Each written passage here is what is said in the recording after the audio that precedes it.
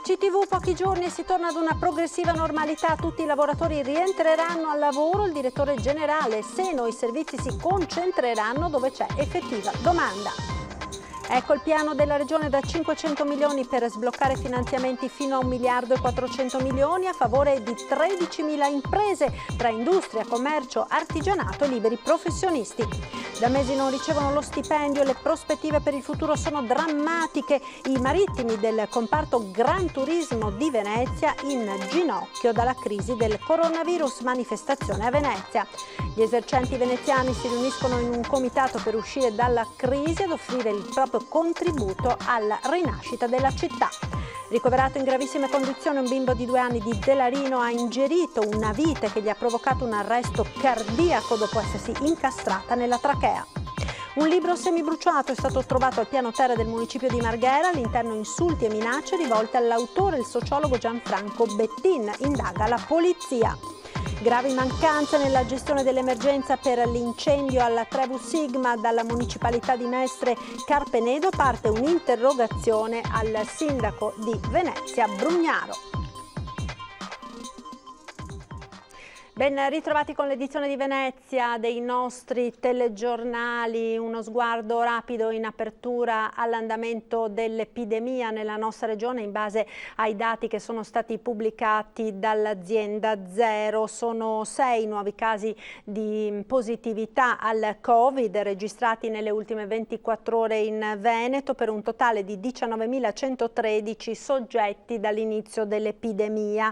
I decessi sono soltanto uno negli ospedali, nessuno nelle RSA. Il numero complessivo quindi delle persone che hanno perso la vita in Veneto dall'inizio della pandemia sono 18.887. In calo anche il numero dei malati in trattamento negli ospedali. Ricoverati sono attualmente 439 pazienti, 15 in meno rispetto a ieri. Nelle terapie intensive sono ricoverate invece 36 persone, 2 in meno rispetto alla giornata di ieri.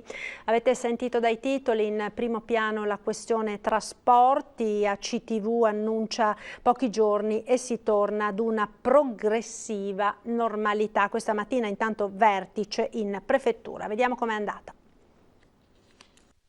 Qualche giorno ed il trasporto pubblico tornerà ad una progressiva normalità. Intanto questa mattina in prefettura si è tenuto un vertice per fare il punto della situazione. Buone le notizie sul fronte lavoratori. La notizia importante è che il gruppo non intende avvalersi della cassa integrazione che il governo aveva messo a disposizione per ulteriori 9 settimane, 5 a giugno e 4 a settembre-ottobre. Questo significa che i lavoratori ritorneranno alle loro mansioni. L'auspicio è che torni quanto prima il flusso turistico, spiega Seno. Intanto sulla questione interviene anche la FIT CISL. Non c'è da cantare vittoria, perché 10 anni fa, più o meno, nel 2012, quando l'azienda si è svegliata a seguito dei tagli dei contributi regionali, con meno 18 milioni di euro abbiamo dovuto fare un piano di risanamento industriale per cui 330 persone sono state tolte dal ciclo produttivo. Fra le notizie, AVM annuncia lo studio di una nuova pianificazione dei servizi. Se c'è una lezione che dobbiamo imparare da questa crisi, da questo momento che stiamo passando, è che forse è veramente il caso di concentrarsi sul dare servizi quando c'è la domanda, a scapito di momenti in cui, la domanda non c'è e spesso i mezzi, tanto in acqua quanto su terraferma, girano vuoti. Il post-lockdown non sarà certo facile, è importante l'apertura che ha dimostrato l'amministrazione comunale, spiega Seno, anche se Questo è un momento in cui dobbiamo essere tutti flessibili e dobbiamo abbandonare i vecchi schemi comportamentali e dobbiamo metterci a disposizione al servizio della città e dei cittadini. Domani nuovo incontro in prefettura. Intanto De Terlizzi spiega che già il trasporto a Venezia è stato penalizzato rispetto al trasferimento del Fondo Nazionale Trasporti. Oggi che non abbiamo più il turismo è necessario rivedere in solidarietà, come è stato fatto in passato per le altre province, oggi per Venezia un ulteriore finanziamento, perché l'azienda, nonostante tutti gli sforzi, chiuderà con una perdita di bilancio di 39 milioni di euro quest'anno, con una proiezione analoga per il 2021. C'è un aggiornamento relativamente ai dati del contagio, è stata infatti diffusa ora dall'azienda Zero la rilevazione serale, dobbiamo segnalare altri 4 casi di positività al Covid nelle province del Veneto e altri 2 decessi, uno all'ospedale veronese di Borgo Roma e uno all'ospedale di Schiavonia. Per quanto riguarda i ricoverati, il totale è di 162 appunto ricoverati positivi, più altri 272 che si sono nel frattempo negativizzati. Parliamo ora di economia, perché quest'oggi è stato presentato anche il piano regionale da $500 miliardi per rimettere in piedi l'economia veneta dopo il lockdown. Sentiamo. Un piano da $500 miliardi potenzialmente in grado di attivare finanziamenti per quasi il triplo, $1,4 miliardi, coinvolgendo 13.000 imprese. In attesa della fine dell'emergenza sanitaria, la Regione interviene anche sull'emergenza economica provocata dal coronavirus. Lo fa stanziando €320 milioni, che a loro volta ne attivano altri 270 da parte di terzi, dal MISE al sistema bancario. È un piano chirurgico, cioè che va a intercettare le aree di difficoltà maggiore e quindi in primis tutte le aziende che sono state costrette alla chiusura da un decreto del governo. Ecco, tra l'altro questo piano nasce dalla collaborazione strettissima che abbiamo avuto con le categorie economiche, con Unioncamere, con i sindacati, con la CGIA di Mestre. I destinatari dei 320 milioni stanziati dal bilancio regionale variano dall'industria al commercio, dall'artigianato ai liberi professionisti alle piccole e medie imprese, attraverso 3 filoni di intervento: €110 milioni di contributi a fondo perduto, 150 di finanziamenti agevolati e 60 di garanzia. La Regione è impegnata anche sulla rimodulazione delle risorse dei fondi europei. Alcuni orientamenti e programmazioni che erano rivolti ai POR-FESR piuttosto che all'FSE, il Fondo Sociale Europeo, oggi si stanno spostando verso il collega marcato per il mondo dell'impresa, stiamo parlando di €30 milioni circa, altri 32 milioni sono sostegno alla famiglia e ammortizzatori sociali, quindi è assolutamente importante, oltre che alla sanità e al Covid per altri 12 milioni. Quindi queste 3 cifre che vi ho dato, 32, 30 e 12, fanno 74 milioni che sono stati rimodulati dai fondi europei in base alle effettive esigenze. Parliamo ora di fase 2 turismo, perché oggi il presidente della regione Zaia ha presentato anche il progetto Veneto Regione Covid Free. Un piano per fare del Veneto una regione Covid free. Risponde così il presidente Zaia con una stoccata in diretta alla vicina provincia di Bolzano, che ieri aveva annunciato di voler offrire gratuitamente il test ai turisti. Noi stiamo lavorando comunque per un progetto di regione Covid free, anche perché lo possiamo dire a pieno titolo con questi indicatori sanitari, però vorrei dire che noi non è che ce l'abbiamo contro chi fa i test. Dico che è giusto e corretto dire che quando ti arriva il turista ti può dire: bene, hai fatto i test a tutti, quando? 6 giorni fa, un mese fa, e allora? Ragazzi, è inutile che ce lo nascondiamo dietro il dito. C'è il test. Il test purtroppo ha questo limite. Un grande lavoro che richiede tutta una serie di misure, dalla politica dei tamponi alla georeferenziazione dei positivi, all'incrocio dei dati. Ci stiamo lavorando e penso che passi attraverso tutta una serie di prerogative, non ultima quella di un grande servizio sanitario da garantire ai cittadini. Messaggio che dovrà essere trasferito anche ai turisti affinché pianifichino una vacanza in Veneto. Noi diciamo Covid free, per noi significa che tu vieni e ti accorgi che qui c'è una gestione del territorio. Cioè non trovi un carnaio in spiaggia in deregulation, ma trovi delle regole. Poi Zaia torna sulle elezioni, con le regioni che premono per le urne aperte in piena estate, il governo che conferma l'opzione 20-21 settembre ed i partiti del centrodestra che vorrebbero posticipare a fine settembre o ottobre. Io penso che sia, come si può dire, legittimo che tutte le forze politiche esprimano tramite le loro segreterie il loro intendimento e il loro desiderato rispetto alla convocazione delle urne. Di mezzo ci sono le campagne elettorali ed è logico che un segretario politico di destra, di sinistra, di su, di giù si ponga la questione. È grave invece che ci sia qualcuno che non vuole andare a votare in questo paese. Da mesi non ricevono lo stipendio, le prospettive per il futuro sono drammatiche. I marittimi del comparto Gran Turismo di Venezia, messi in ginocchio dalla crisi del coronavirus, hanno manifestato questa mattina a Marghera. Senza Sky non si vive e non si magna. I lavoratori marittimi del comparto Gran Turismo di Venezia hanno concluso così la loro lettera aperta al presidente del Veneto, Luca Zaia.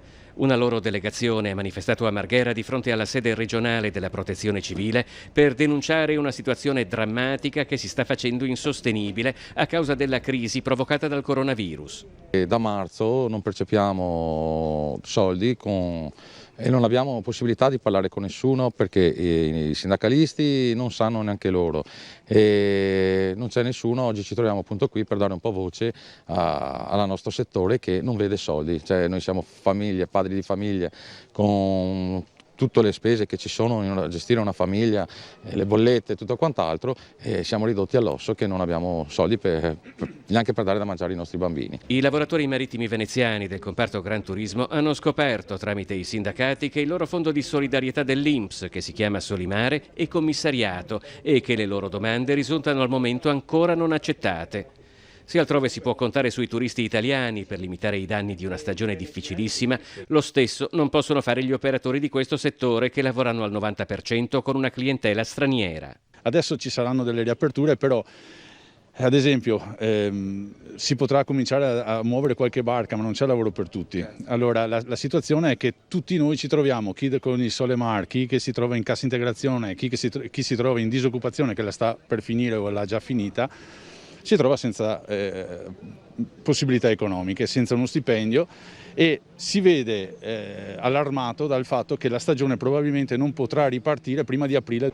Una parte dei lavoratori è riuscita a comunicare direttamente con il presidente Zaia, che ha garantito l'interessamento della regione per una questione che comunque andrà risolta a livello nazionale. E gli esercenti veneziani si riuniscono in un comitato per uscire dalla crisi ed offrire il proprio contributo alla rinascita di una città che vogliono migliore di prima. Sono già almeno 150, gestiscono bar, ristoranti, osterie e sono veneziani, o meglio, veneziani maidomi, che si sono costituiti in un comitato per contribuire alla rinascita di una città che si immaginano migliore del pre-crisi coronavirus. Il loro motto, che si legge sulle vetrine dei loro locali, è "Vogliamo riemergere". Ci siamo resi conto che dovevamo creare questo gruppo di soli ristoratori, osterie, cioè pubblici esercizi, per cercare di avere una voce in capitolo in questa situazione economica e sociale e di emergenza che si era creata con il lockdown del 12 marzo a Venezia. La crisi del coronavirus si è sentita ancora di più in una città come questa che da decenni ha puntato quasi tutto il suo sviluppo economico su un turismo a volte di basso livello, cui ha finito col sacrificare persino i propri abitanti, vittime di un esodo che nessuno ha finora saputo contrastare. Le proposte di questi esercenti sono più ampie delle tematiche che riguardano la loro categoria. Creare un futuro di residenzialità a Venezia più ampia e magari di un turismo più sostenibile. Cerchiamo insieme di lavorare per una Venezia migliore in modo che la situazione non sia più questa in futuro, anche un senso civico comunque di lavorare non più solo come era magari 20 anni fa, no? Bisogna solo prendere. Adesso cerchiamo con le nuove generazioni di costruire una città consapevole e sostenibile. Il comitato ha già attivato contatti con il comune e la regione. Le loro proposte sono concrete e dettagliate e riguardano il regolamento sulla somministrazione di alimenti e bevande come quello sul decoro della città. Non chiedono soldi, chiedono che la crisi di questi mesi si trasformi in un'occasione di cambiamento. Viene anche a nostro discapito il fatto che la città sia sommersa da migliaia e migliaia di persone che vengono in giornata e si comportano in maniera scorretta. A noi basta molta meno gente, ma che si comporti meglio. Ci fermiamo ora per la pubblicità, tra poco.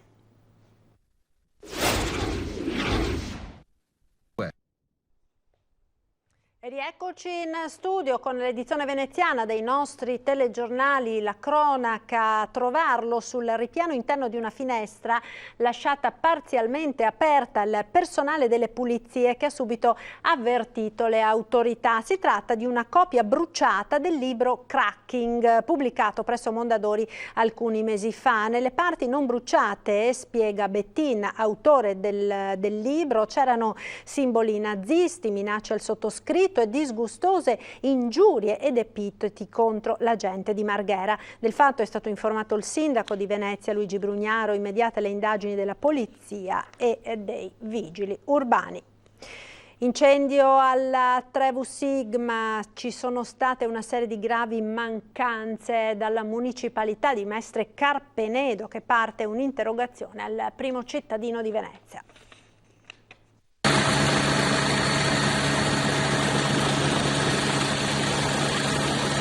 Quali sono state le mancanze secondo lei più gravi? Ecco, allora la tardiva segnalazione da parte degli organi del comune a fronte di questo incidente molto grave. Allora, il sito del comune era completamente assente, non c'erano.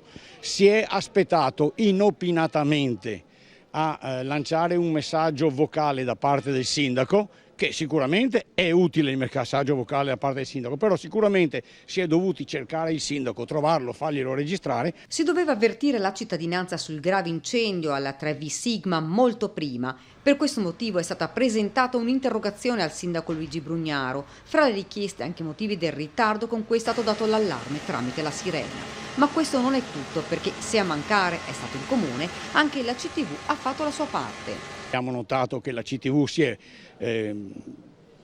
messa in moto per segnalare le variazioni giuste delle linee a fronte dell'incendio, però lo ha fatto su 2 social e non lo ha fatto sul sito aziendale. Non tutti guardano i social, continua, e non è possibile che nei siti ufficiali non ci siano state le giuste informazioni per agevolare chi doveva spostarsi. Non solo. Chiediamo anche qual è stata la ricaduta in termini chimici, di pericolosità sul territorio del comune, ma specificatamente ovviamente guardiamo il territorio della municipalità di Mestre Carpenedo, che la nuvola si è diretta verso nord-est e quindi lo ha attraversato tutto.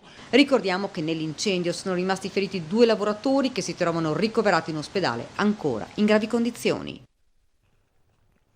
Ed ancora una notizia di cronaca, importunava gli avventori di alcuni locali e di cittadini che stavano passeggiando. È accaduto nel centro storico di Caorle. Ad avvertire i carabinieri un passante. Sul posto è arrivata in pochi minuti una pattuglia. I carabinieri hanno subito visto il soggetto a piedi, privo di mascherina, che procedeva con passo insicuro, tipico di chi ha abusato di alcolici. Alla vista dei militari l'uomo iniziava ad insultarli, assumendo un atteggiamento minaccioso. L'uomo, 47 anni, non nuovo, a condotto del genere, è stato bloccato, portato in caserma, arrestato per resistenza pubblico ufficiale, denunciato anche per oltraggio e ubriachezza. Ieri ha patteggiato una pena di 7 mesi di reclusione.